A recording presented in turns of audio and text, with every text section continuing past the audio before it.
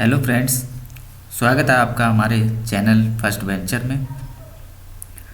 आज हम आपके लिए इंडियन हिस्ट्री का नेक्स्ट पार्ट लेके आए हैं, जिसमें हमारा टॉपिक रहेगा मगध साम्राज्य।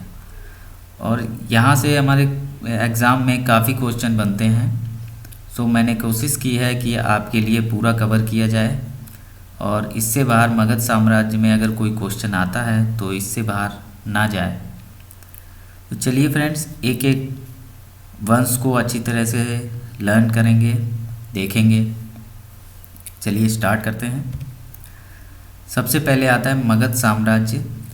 16 महाजनपदों में सबसे शक्तिशाली राज्य हुआ करता था, और मगध साम्राज्य का उत्कर्ष 6वीं शताब्दी ईसा पूर्व में हुआ था।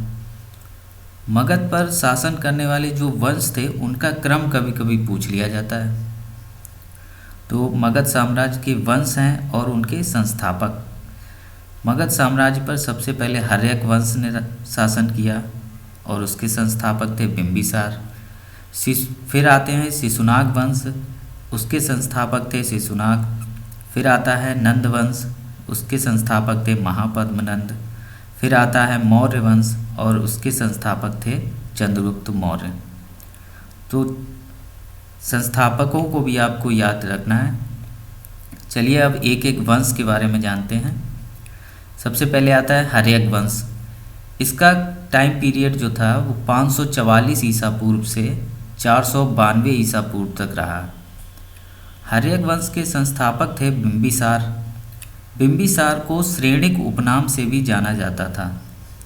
बिंबिसार ने अंग महाजनपद जीतकर वहाँ का शासक अपने पुत्र अजातशत्रु को बनाया। बिंबिसार के एक राजवैद्य थे जिनका नाम जीवक था। अब आते हैं अजातशत्रु पे। अजातशत्रु का टाइम पीरियड था 492 ईसा पूर्व से 460 ईसा पूर्व। अजातशत्रु अपने पिता की हत्या करके मगध का राजा बनता है। इस कारण अजातशत्रु को कुणिक या पितृहंता कहा जाता है। अजातशत्रु के शासनकाल में ही राजगृह की सप्तपर्णी गुफा में प्रथम बौद्ध संगीति का आयोजन हुआ था, जिसके अध्यक्ष महाकश्यप थे। अजातशत्रु की हत्या करके उसका पुत्र उदयन राजा बनता है, और उदयन को द्वितीय पितृहंता कहा जाता है। नेक्स्ट है हर्यक वंश के शासकों का जो क्रम है वो भी आपको याद रखना है फ्रेंड्स। तो सबसे पहले आते हैं बिंबिसार, फिर अजातशत्रु, उदयन, अनिरुद्ध, मुंडा, उस सबसे लास्ट में आते हैं नागदशक। हर्यक वंश के जो अंतिम शासक थे वो नागदशक थे। नेक्स्ट वंश आता है शिशुनाग वंश। शिशुनाग वंश आता है 412 ईसा पूर्व से 344 ईसा पूर्व तक। इसके संस्थापक शिशुनाग थे। शिशुनाग वंश में सबसे प्रसिद्ध राजा थे जो कालाशोक थे। इनका टाइम पीरियड आता है 394 ईसा पूर्व से 366 ईसा पूर्व तक। कालाशोक ने पाटलिपुत्र को पुनः राजधानी बनाया था।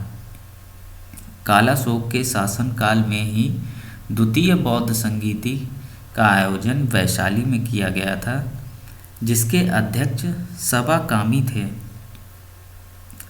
शिशुनाग वंश के जो अंतिम शासक थे वो नंदीवर्धन थे। अब चलते हैं नेक्स्ट वंश पे। अब आता है हमारा नंद वंश। इसका टाइम पीरियड था 344 ईसा पूर्व से 322 ईसा पूर्व तक। नंद वंश के जो संस्थापक थे ये महापद्मनंद थे। महापद्मनंद को सर्वछत्रांतक व परशुराम का दूसरा अवतार भी कहा जाता है। महापद्मनंद का पुत्र था धनानंद। वह सिकंदर का समकालीन था। जिस टाइम सिकंदर राजा हुआ करता था उस टाइम पे धनानंद था। तो नंद वंश का जो अंतिम शासक था वो धनानंद था। नेक्स्ट है मौर्य वंश। अब मौर्य वंश इसका टाइम पीरियड था 322 ईसा पूर्व से 185 ईसा पूर्व तक।